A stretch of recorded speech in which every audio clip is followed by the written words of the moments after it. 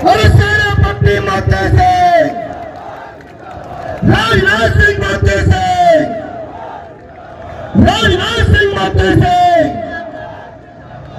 अभिमानी रक्षा मंत्री जी का इस भारत में होली हुक्म है।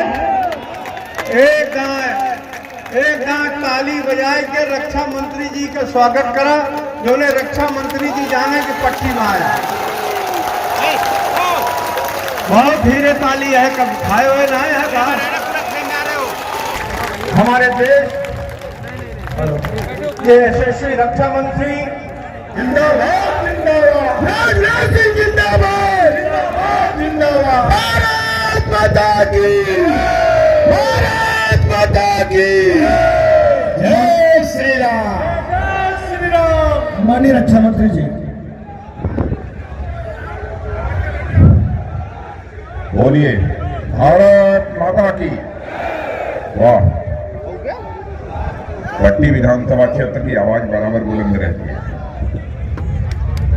भारतीय जनता पार्टी के जिलाध्यक्ष श्री हरिओम जी मिश्रा और आपके लोकप्रिय सांसद जो समय समय पर क्षेत्र की समस्याओं को संसद में बहुत ही प्रभावी तरीके से बोझा, पूर्व मंत्री, हम लोग साथ भी मंत्री रहे और विधायक भी रहे। श्री लक्ष्मी नारायण जी पांडे गुरु जी कहाँ हैं? हरि प्रताप सिंह जी पूर्व विधायक, अब चेयरमैन तो नहीं है, पत्नी है लेकिन कब्जा कायम है। राम त्रिकोणी पूर्व विधायक शुक्ल जी जानते हैं। राकेश कुमार सिंह प्रमुख पट्टी कहाँ है? उधर श्री कमलाकांत जी यादव प्रमुख, श्री खेरन लाल जायसवाल अध्यक्ष नगर पंचायत पट्टी, शिव कुमार जी पटेल, रामचंद्र वर्मा, जितेंद्र बहादुर सिंह, अरविंद निषाद जिलाध्यक्ष निषाद राज पार्टी प्रतापगढ़, ब्रजेश पटेल जिलाध्यक्ष अपना दल यस, बलिकरण सरोज प्रधान रामपुर वेला, अजीत प्रताप सिंह उर्फ मदन सिंह जी और इस सभा में मौजूद मेरे सभी सम्मानित बहनों एवं भाइयों, आपके विधायक, अरे रुक जाओ भैया, रुक जाओ। बाबू मोती सिंह जी का जहां तक प्रश्न है, अरे जिंदाबाद रहेंगे, सुनो बहन भाइयों, बाबू मोती सिंह जी का जहां तक प्रश्न है, बहुत पुराना इनके साथ संबंध है। मैं समझता हूं जब से राजनीतिक क्षेत्र में इन्होंने कदम रखा है, कमोबेश उसी समय हम लोग भी राजनीतिक क्षेत्र में काम कर रहे हैं। और जब मैं यहां का मुख्यमंत्री था तब से जहां तक मैं याद कर पा रहा हूं, जब भी ये चुनाव लड़ते हैं तो इनकी विधानसभा में सार्वजनिक सभा को संबोधित करने के लिए मैं आता रहा हूं।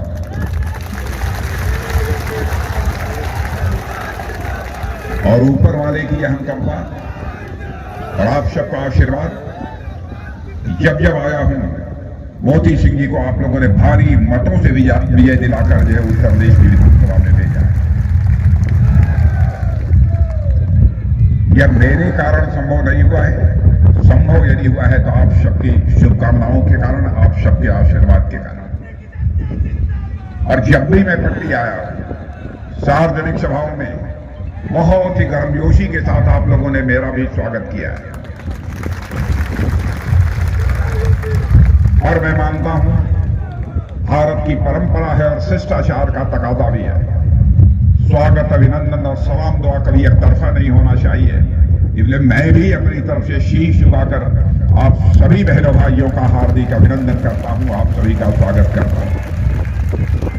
मोदी जी आप बैठ जाए, आप बैठिए, आप बैठिए, आप बैठिए, बैठिए, में लोग जिता के भेज देंगे, चिंता मत करें।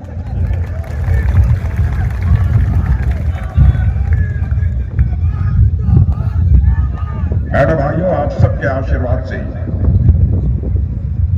2014 से दिल्ली में भी हमारे प्रधानमंत्री मोदी जी के नेतृत्व में सरकार काम कर रही है। 2014 में भी आप लोगों ने शानदार कामयाबी दी। 2019 के चुनाव में उससे भी बढ़कर शानदार कामयाबी आप लोगों ने दी। 2017 में आप लोगों ने उत्तर प्रदेश में जमकर वोट दिया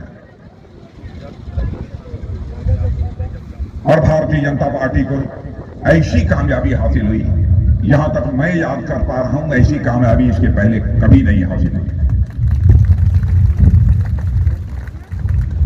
योगी जी हमारे मुख्यमंत्री बने। योगी जी के बारे में मुझे कुछ ज्यादा नहीं कहना, मैं इतना ही कह सकता हूं कि मैं भी मुख्यमंत्री रहा हूं, योगी जी भी मुख्यमंत्री रहे हैं। योगी जी हमसे अच्छे और बेहतर मुख्यमंत्री रहे हैं, यह कहने में मुझे रंज मात्र संकोच नहीं।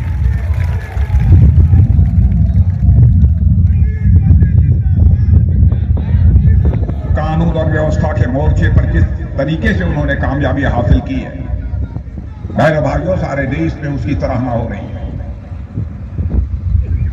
आप जानते हैं, किसी राज्य का अथवा देश का हम विकास करना चाहते हैं तो कानून और व्यवस्था का चुस्त दुरुस्त होना, ठीक ठाक होना, यह विकास की पहली शर्त होती है।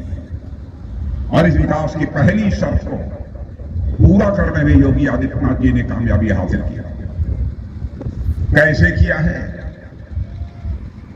कौन कौन सी विधा उन्होंने अपनाई है, मुझे बतलाने की बहुत जरूरत नहीं है, लेकिन इतनी बात मैं उत्तर प्रदेश का होने के नाते ही मैं जानता हूं कि गुंडे बदमाश अब जेल के बाहर रहना ज्यादा पसंद नहीं करते हैं, बल्कि जेल की चार दीवारियों के बीच ही रहना वो ज्यादा अपने को सुरक्षित मानते हैं।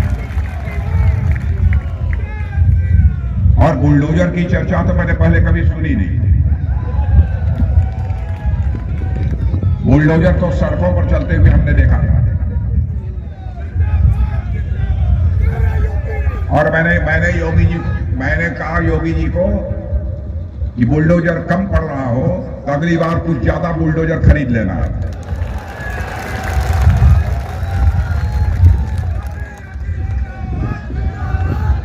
मेरे भाइयों, सबसे बड़ी बात यह है कि जिन माफियाओं ने आलीशान महल अपना खड़ा कर रखा था, उसको बुलडोजर से खड़ी करने के बाद योगी आदित्यनाथ ने फैसला किया कि वहां पर किसी धनवान का अथवा किसी पूंजीपति का आलीशान महल नहीं बनेगा, बल्कि गरीबों के लिए उस स्थान पर घर बनाया जाएगा। बहनों भाइयों, यह सोच बड़ी है। उत्तर प्रदेश का विकास कितना हुआ है, मुझसे बेहतर आप लोग जानते हैं। यानी मैं सारे विकास कामों की चर्चा करूं, कितने एक्सप्रेसवे बने, कितने हाईवे बने, कितने तालाब बने, कितने क्या हॉस्पिटल बने, कितने मेडिकल कॉलेज बने, लंबा समय लगेगा। और हमारे प्रधानमंत्री ने यह फैसला किया सारे राज्यों से लागू करना है। हम लोगों का यह फैसला है कि हिंदुस्तान का एक भी जिला शेष नहीं बचेगा जिस जिले में कम से कम एक मेडिकल कॉलेज न खड़ा हो। प्रतापगढ़ में भी मेडिकल कॉलेज बन रहा है या बन गया? बन गया। यह कोई छोटी बात नहीं है। बहुत सारी चीजों के बारे में फैसला किया। मैं छोटी छोटी कुछ बातों की चर्चा आपके सामने करना चाहूंगा, और सब बहुत सारी चर्चाएं हुई होंगी, इसलिए मैं उसको छोड़ देता हूं। जैसे एक जेवर एयरपोर्ट बनाया। अरे भाइयों, उत्तर प्रदेश का जब मैं मुख्यमंत्री था तो उस समय उसका आइडिया, उसका कंसेप्ट दिया था और खाका तैयार हुआ था, डीपीआर बना था, लेकिन उस समय उसकी परमिशन नहीं मिल पाई केंद्र सरकार के द्वारा, और फिर मैं जल्दी चला भी गया। बीच में वह काम नहीं हो पाया। उसको यदि पूरा किया है हमारे मुख्यमंत्री योगी जी ने, उसे पूरा किया है। और आप कहेंगे एयरपोर्ट तो बनते रहते हैं, कौन सी बड़ी बात हो गई एयरपोर्ट बन गया। जेवर एयरपोर्ट की, इंटरनेशनल एयरपोर्ट की अहमियत इसलिए है, पहले हमारे यहां की जो हजारों हवाई जहाजें और विदेशों से जो भारत आती हैं हवाई जहाजें, उनमें से अधिकांश मोर देन 85%, 85% से ज्यादा मेंटेनेंस और रिपेयर के लिए दुनिया के दूसरे देशों में हजारों किलोमीटर दूर जाती थी, करोड़ों रुपए खर्च होने। लेकिन आपको जानकर खुशी होगी, इतना बड़ा काम हुआ है। भारत ही नहीं, दुनिया की हवाई जहाजें भी जो भारत में आएंगी बहनों भाइयों, यदि अपना रिपेयर और मेंटेनेंस कराना चाहती हैं तो अब 85% हवाई जहाजों का रिपेयर और मेंटेनेंस इसी जेवर में होगा, उत्तर प्रदेश की धरती पर होगा। सैकड़ों होटल, सैकड़ों छोटे मोटे लघु मध्यम वहां पर उद्योग खड़े होंगे, बड़ी संख्या में लोगों को रोजगार हासिल होगा। मैं उस समय जो मैंने खाका खींचा था, मैंने देखा था यदि देखा जाए तो सब मिलाकर 40-50 हजार लोगों को उसके माध्यम से रोजगार कायम। सारे तहसील हेडक्वार्टर, ब्लॉक हेडक्वार्टर को सड़कों से जोड़ने में उन्होंने कामयाबी हासिल की। इससे तो आप अच्छी तरह परिचित ही हैं। अन्य भी बहुत सारे काम किए। जहां तक केंद्र सरकार की नीतियों का प्रश्न है, योजनाओं का प्रश्न है, सारी नीतियों और योजनाओं को प्रभावी तरीके से लागू करने का काम हमारे मुख्यमंत्री योगी जी ने किया है। और प्रधानमंत्री की संवेदनशीलता का जहां तक सवाल है, बहनों भाइयों, कोई कल्पना नहीं कर सकता। 2014 में जब शपथ हुआ था, हम और वो, उनके बाद मैंने ही शपथ ली थी। हम दोनों लोग साथ मंच से उतरे, प्रेस के लोगों ने घेर लिया, आप बोलिए बोलिए कुछ बोलिए। प्रधानमंत्री जी ने कहा कि हम बोलेंगे, लेकिन आग्रह किया उन्होंने तो मोदी जी ने केवल एक वाक्य बोला। मैंने कहा कुछ बोल दीजिए। एक वाक्य बोला, मेरी सरकार भारत के गरीबों को समर्पित है। मैंने भाइयों, उस समय मैं चेहरे का भाव देख रहा था। वह आवाज जो निकली थी, कंठ से निकली ही आवाज नहीं थी, दिल से निकली हुई आवाज थी, जिसको हमारे प्रधानमंत्री ने प्रेस के सामने कहा। और उसके बाद जो जो भी कदम हमारी केंद्र की सरकार ने उठाए हैं, उससे हम अच्छी तरह परिचित हैं। उसी समय हम लोगों ने घोषणा की थी, हमारे प्रधानमंत्री ने कहा था, हिंदुस्तान में एक परिवार भी शेष नहीं बचेगा जिस परिवार को अपना सिर ढकने के लिए पक्का छत न मुहैया हो जाए। मैं दावे के साथ कहता हूं, इस विधानसभा क्षेत्र में भी कुछ लोगों को जरूर पक्का मकान मिला। क्या आपने कभी कल्पना की थी इस देश में ऐसा कोई प्रधानमंत्री आएगा जो इस बात की चिंता करेगा कि गरीबों के घर में भी शौचालय होना चाहिए, गरीब माताओं बहनों की भी कोई इज्जत होती है, आबरू होती है, घर घर में शौचालय बनवाएगा? क्या इसकी कभी कल्पना आपने की थी? बहुत सारी योजनाएं। प्रधानमंत्री किसान सम्मान निधि के अंतर्गत 6,000 रुपया आपके खाते में पहुंच रहा है। मेरे भाइयों, इस सच्चाई को कोई नकार नहीं सकता। मैं याद दिलाना चाहता हूं कि एक बार भारत के प्रधानमंत्री राजीव गांधी जी, उन्होंने लाचारी व्यक्त करते हुए कहा था क्या करें, 100 पैसा ऊपर से भेजता हूं, 85 पैसा उसमें से भ्रष्टाचार की भेंट चढ़ जाता है, 15 पैसा केवल लोगों की जेबों तक पहुंचता है। प्रधानमंत्री, मैं राजीव गांधी जी की आलोचना नहीं कर रहा हूं। मैं देश में जो भी प्रधानमंत्री रहा है, किसी की आलोचना आज तक न की है न करूंगा, क्योंकि मैं मानता हूं प्रधानमंत्री व्यक्ति नहीं होता है, प्रधानमंत्री संस्था होता है, इंस्टीट्यूशन होता है। स्वस्थ लोकतांत्रिक व्यवस्था में संस्थाओं की इज्जत की जानी चाहिए, तभी जाकर लोकतंत्र की सेहत ठीक रह पाती है। लेकिन उन्होंने ईमानदारी के साथ अपनी मजबूरी जाहिर कहा कि क्या करें, 100 पैसा मैं दिल्ली से भेजता हूं, लोगों की जेब में मुश्किल 15 पैसा पहुंच पाता है, 85 पैसा भ्रष्टाचार की भेंट चढ़ जाता है। लेकिन आपने देखा हमारे प्रधानमंत्री ने कैसा करिश्माई काम किया कि बहनों भाइयों, दिल्ली से हर 4 महीने पर 2,000 रुपया चलता है और पूरे साल में 6,000 रुपया, 6,000 का 6,000 रुपया आपकी जेब में पहुंचता है, एक पैसा भी इधर उधर नहीं जाता।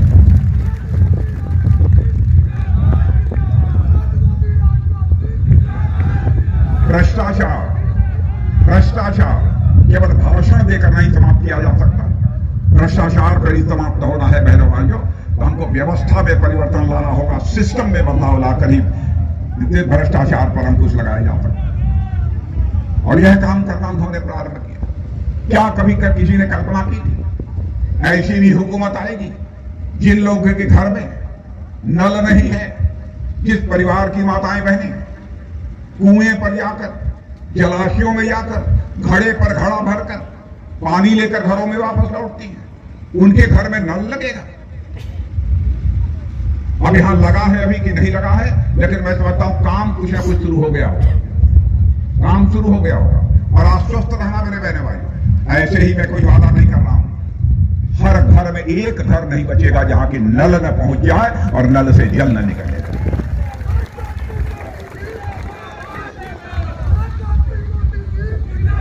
कितनी योजनाओं की मैं चर्चा करूं, अनपैरेलल, बेमिसाल। आयुष्मान भारत एक योजना है, मैं दावे के साथ कहता हूं यहां भी जो बैठे हैं इनमें 10, 20, 25, 50 को जरूर आयुष्मान भारत का कार्ड मिला होगा। क्यों संगम भाई? जरूर 10, 15, 20 को मिला होगा, लेकिन धीरे धीरे गरीबों को मिलेगा। जानते हैं आयुष्मान भारत कार्ड की जो व्यवस्था है बहनों भाइयों, दुनिया के अमीर से अमीर देशों में भी नहीं है। यानी आपके पास आयुष्मान भारत कार्ड है, आप चाहे प्रतापगढ़ में बीमार हो जाए, चाहे दिल्ली, कलकत्ता, चेन्नई और बेंगलोर में बीमार हो जाए, आयुष्मान भारत कार्ड है तो 5 लाख रुपए तक का आपका मुफ्त इलाज होगा। यह है हमारा आयुष्मान भारत कार्ड की करिश्मा। कई ऐसी योजना, क्या कभी आपने सोचा था देश में ऐसी महामारी आएगी कोरोना जैसी? और बहनों भाइयों, पिछले 100 वर्षों में कोरोना जैसी महामारी कभी नहीं आई। दुनिया के सारे देश इससे प्रभावित थे।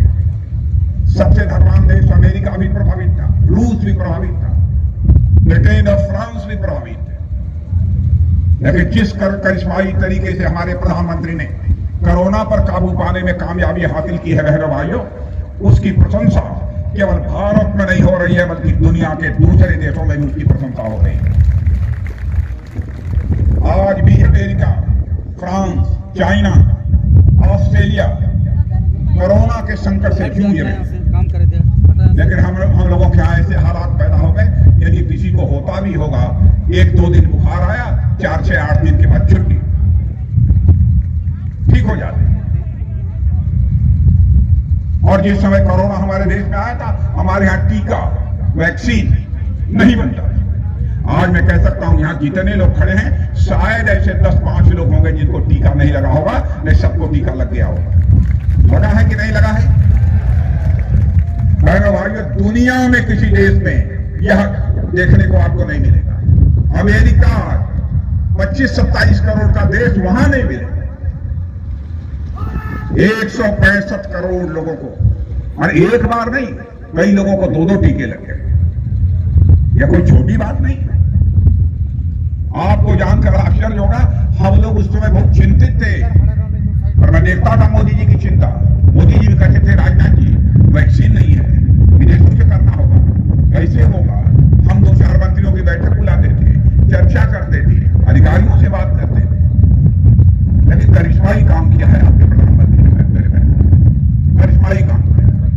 9 महीने के अंदर से हिंदुस्तान में ऐसे हालात पैदा कर दिए, वैक्सीन यानी टीका भारतवासियों के हाथों से बनने लगा।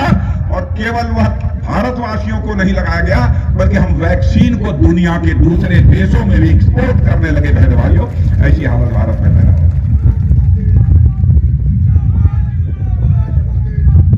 वैसे कहे जाने को तो दुनिया के बहुत सारे देश हैं। कोरोना के संकट में आपने देखा होगा टेलीविजन के पर्दे पर कोई कलकत्ता से लॉकडाउन लग जाने के कारण छोड़कर अपने घरों को वापस लौट रहा है, छोटे छोटे बच्चों को लेकर। पैदल चल पड़े थे, रेलवे ट्रैक से चल पड़े थे। उस समय हमारे प्रधानमंत्री को इस बात की चिंता हुई, क्या होगा इनका, काम बंद हो गया, मासूम बच्चे कितने दिनों तक जिंदा रहेंगे बिना खाए पिए। चटपट फैसला लिया, और बहनों भाइयों, तब से लेकर आज तक 80 करोड़ परिवारों को महीने में 2 बार मुफ्त राशन मुहैया कराया जा रहा है। दुनिया के किसी देश में ऐसी योजना आपको देखने को नहीं मिलेगी। यह छोटा काम है।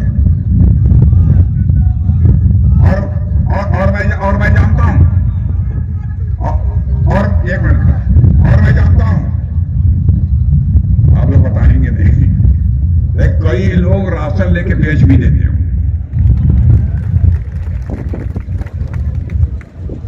सोचते हो कि कुछ न साबुन नमक कपड़ा कुछ न कुछ आ जाएगा क्या? सही बात है ना, धीरे से कान में मेरे बतला दीजिए। सही अरे गुरु मैं जानता हूं अच्छी तरह, बता होगा। देश बहुत तेजी से आगे बढ़ रहा है मेरे बहनों भाई, बहुत तेजी के साथ आगे बढ़ रहा है। और आपको मैं यह बतलाना चाहता हूं, भारत, एक मिनट, अरे भाई रुक जाओ बहनों भाइयों, भारत, अरे भाई रुक जाओ, राजनाथ सिंह जिंदाबाद हो गया। बहनों भाइयों, भारत के बारे में पहले यह धारणा थी सारे अंतर्राष्ट्रीय जगत में, सारी दुनिया में, भारत जनसंख्या अधिक है लेकिन कमजोर देश है, गरीबों का देश है, कंगालों का देश है। भारत के बारे में यह धारणा थी। लेकिन आपको जानकर यह खुशी होगी क्योंकि दुनिया के देशों में मुझे बराबर जाने का अवसर मिलता है रक्षा मंत्री के रूप में। भारत का गृह मंत्री रहते हुए कई देशों में जाने का अवसर प्राप्त हुआ है। कम से कम जितने ताकतवर देश माने जाते हैं सभी देशों में मैं जा चुका हूं, कई बार, एक बार नहीं, 4 बार, 5 बार जा चुका हूं। भारत के बारे में लोगों की धारणा बदल गई है। भारत को अब लोग कमजोर भारत नहीं मानते। पहले भारत अंतर्राष्ट्रीय मंचों पर, दुनिया के मंचों पर कुछ बोलता था तो लोग भारत की बात गंभीरता पूर्वक सुनते नहीं थे। भारत बोल रहा है, क्या है इसे? और आपको जानकर खुशी होगी, आपका सीना चौड़ा हो जाएगा। आज भारत अंतर्राष्ट्रीय मंचों पर कुछ बोलता है बहनों भाइयों, दुनिया कान खोल कर सुनती है कि भारत बोल क्या रहा है।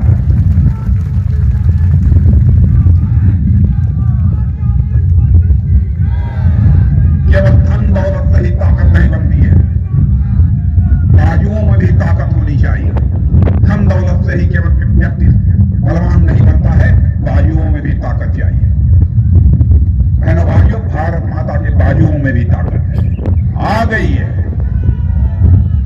मैं आपको याद दिलाना चाहता हूं, कश्मीर के उरी और पुलवामा में पाकिस्तान से आतंकवादियों ने आकर हमारे पहला मिलिट्री फोर्सेस के अर्धसैनिक बल जिन्हें कहते हैं, उन जवानों के ऊपर पहराना हमला कर दिया। बड़ी संख्या में हमारे बहादुर सुरक्षा के जवान शहीद हुए। मैंने भाइयों, उस समय मैं भारत का गृह मंत्री था, चटपट में सीधे काश्मीर पहुंचा जहां घटना हुई थी। बहनों भाइयों, शहीद अपने उस सुरक्षा के जवानों को कंधा लगाते समय जो पीड़ा हुई थी, उस पीड़ा को मैं शब्दों में बयान नहीं कर सकता। लौट कर मैं आया, प्रधानमंत्री जी के साथ बैठक हुई और आपके 56 इंच चौड़े व सीने वाले आपके प्रधानमंत्री ने 10 मिनट के अंदर फैसला कर दिया।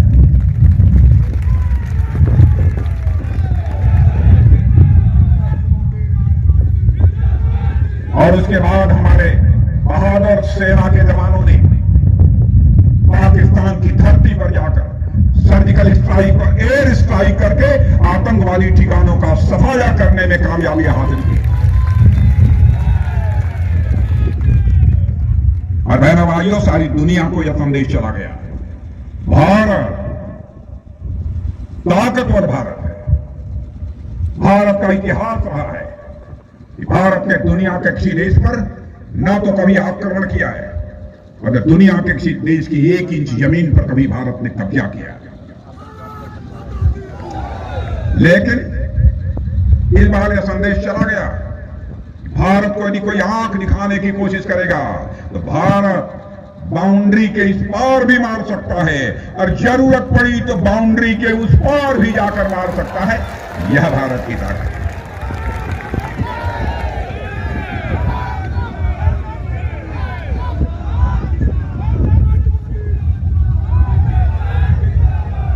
बहनों भाइयों, पीड़ा होती है, बहनों भाइयों, पीड़ा होती है। यह कांग्रेस के वरिष्ठ नेता राहुल गांधी संसद में खड़े होकर कहते हैं, गलवान में भारत और चीन के सेना के जवानों के बीच जो संघर्ष हुआ था लद्दाख में, उसमें चीन के जवान बहुत कम मारे गए थे, 3-4, और भारत के जवान ज्यादा मारे गए। हमारे देश के सेना के जवानों के शौर्य पराक्रमशाली, ये कांग्रेस के लोग सवाल का निशान लगा रहे हैं।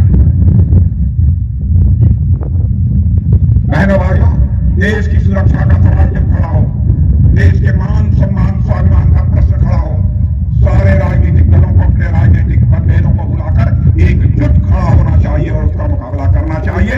नैतिकता का तकाजा है।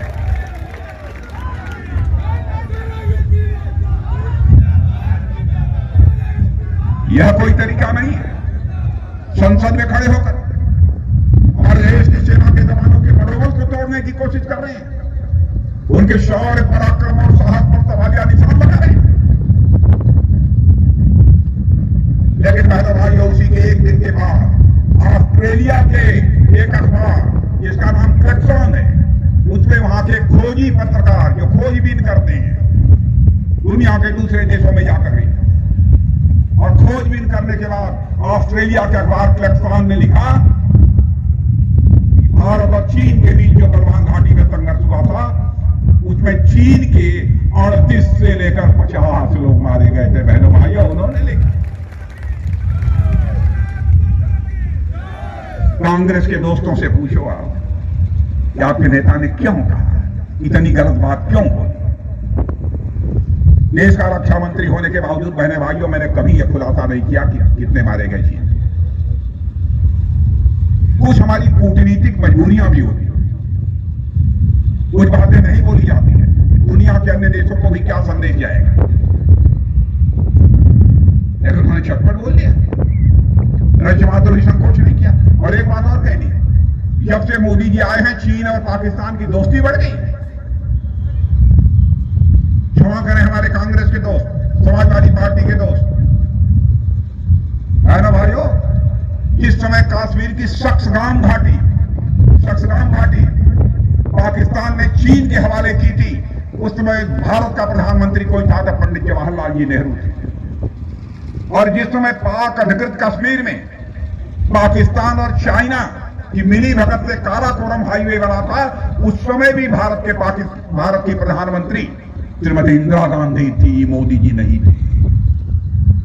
उसके बाद चाइना पाकिस्तान के बीच इकोनॉमिक कॉरिडोर यदि बनना प्रारंभ हुआ, उस समय प्रधानमंत्री डॉक्टर मनमोहन सिंह जी थे, मोदी जी नहीं थे।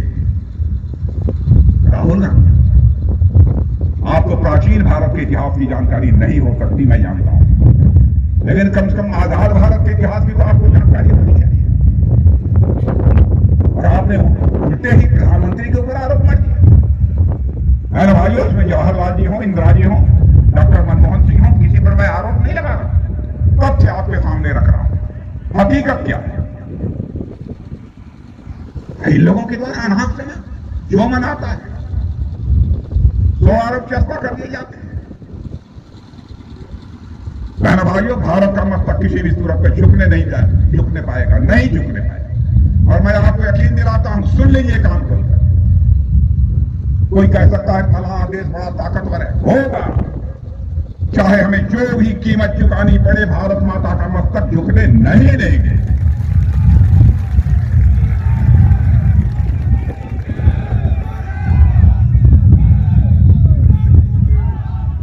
हुकूमत ऐसे नहीं चलाई जाती। समाजवादी पार्टी क्या हो गया है, समाजवादी पार्टी बराबर लोगों के बीच तफरका पैदा करके हिंदू, मुसलमान, ईसाई, जात पात इस आधार पर सरकार बनाने की कोशिश करते हैं। ना भाइयों, इस जात पात और धर्म के आधार पर विभाजन ये हमें मंजूर नहीं है। राजनीति यदि होनी चाहिए तो इंसाफ और इंसानियत की राजनीति होनी चाहिए। भारत तो ऐसा देश रहा है मेरे बहनों भाइयों, यहां के रहने वाले लोगों ने नाग पंचमी के दिन जिस सर्प के काट लेने के बाद मरने की पक्की गारंटी होती है, उस काले नाग को भी गाय का शुद्ध दूध पिलाकर उसके दीर्घजीवी होने की कामना करता है। यह है हमारा भारत।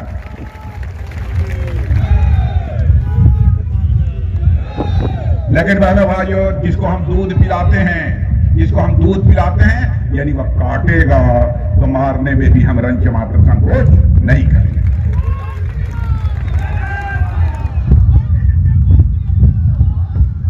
यह हमारी परंपरा रही।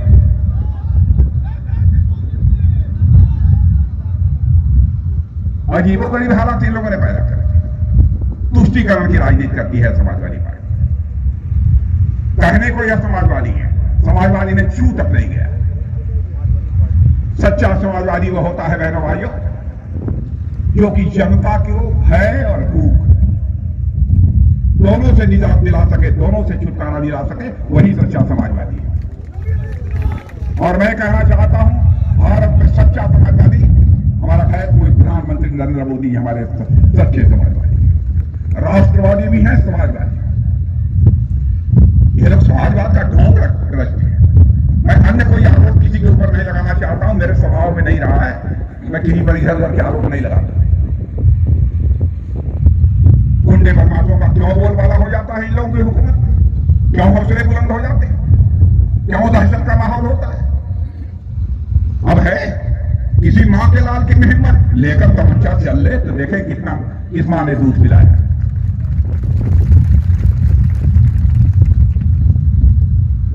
इसलिए मैं बहनों भाइयों आप सबसे अपील करने आया।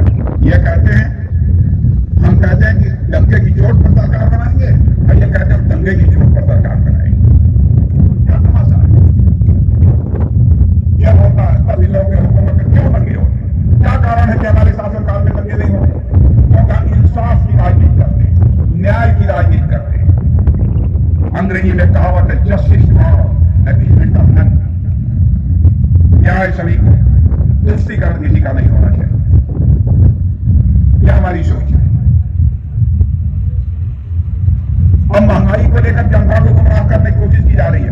मेरे भाइयों, जो भी सच्चाई है वो सच्चाई मैं आपके सामने रखना चाहता हूं, और मैं प्रेस के दोस्तों से भी कहूंगा, आप खोजबीन कर लीजिएगा, मेरी बात गलत हो अखबारों में लिख दीजिए। और यह बात मैं इसलिए कह रहा हूं कि मेरे भाइयों, हमने जिंदगी में राजनीति की है तो जनता की आंखों में धूल झोंक कर राजनीति नहीं की है, जनता की आंखों में आंख डालकर राजनीति की है। मैं इसलिए मैं कह रहा हूं, कोरोना के कारण दुनिया का एक देश भी ऐसा नहीं है जहां पर तेजी से महंगाई न बढ़ी। कामकाज बंद हो गए, लोग घरों को वापस लौटने लगे, बेरोजगार हो गए, सारी फैक्ट्री बंद हो गई, कामकाज ठप पड़ गए। क्या होगा? क्या मोदी जी ने जानबूझकर किया?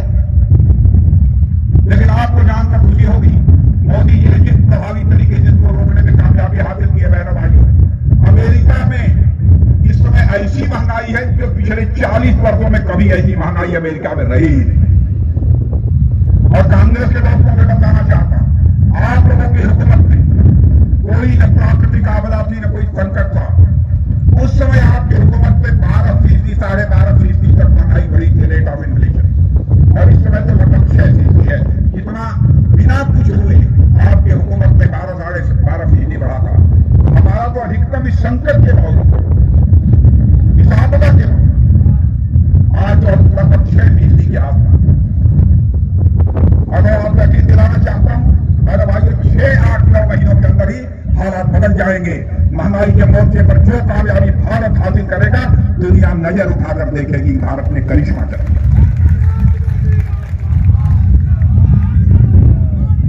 कई ऐसे प्रभावी कदम उठाए गए और योगी जी ने कमाल किया है। 2017 में जो धन दौलत होती है, इन सब सारी चीजों को मिलाकर अर्थव्यवस्था का आकार बताया जाता है किसी प्रदेश अथवा देश का। उस समय हमारे उत्तर प्रदेश की अर्थव्यवस्था का आकार लगभग 21 लाख करोड़ रुपया। 2017 में जब हमारी सरकार बनी, और आपको जानकर आश्चर्य होगा मेरे बहनों भाइयों, इसका पता लगा लेना कि मैं सही बोल रहा हूं गलत बोल रहा हूं।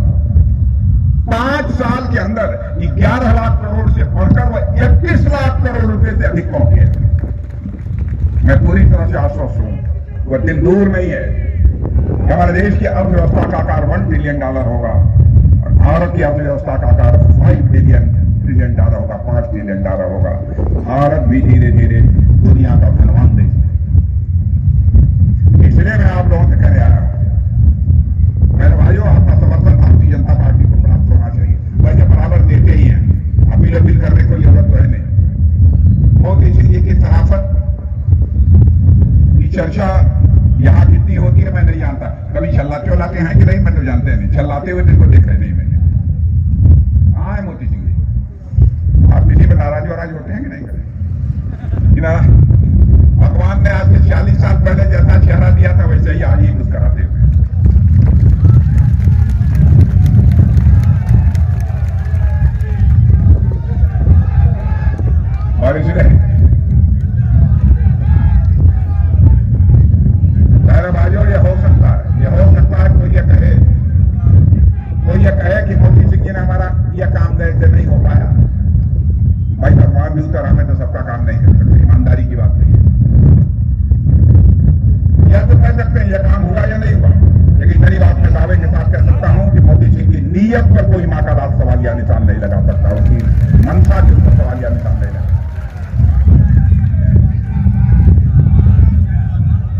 देखिए हमारे हम लोगों के पुराने मित्र शिवाकांत जी ओझा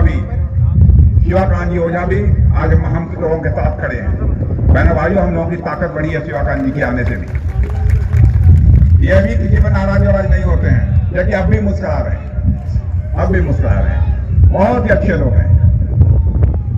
तो बहनों भाइयों, जिता दीजिए। जीत गए,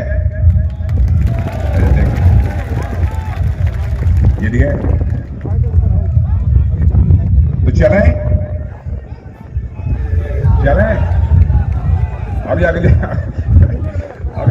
अगली सभा में जाना है। भैया थोड़ा देखिए, जाना भैया,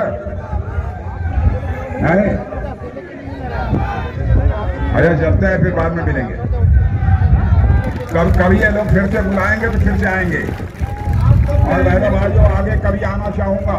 मित्रों, रक्षा मंत्री जी तब यहाँ से जाएंगे जब दोनों हाथ उठाकर मुट्ठी बांध कर कहो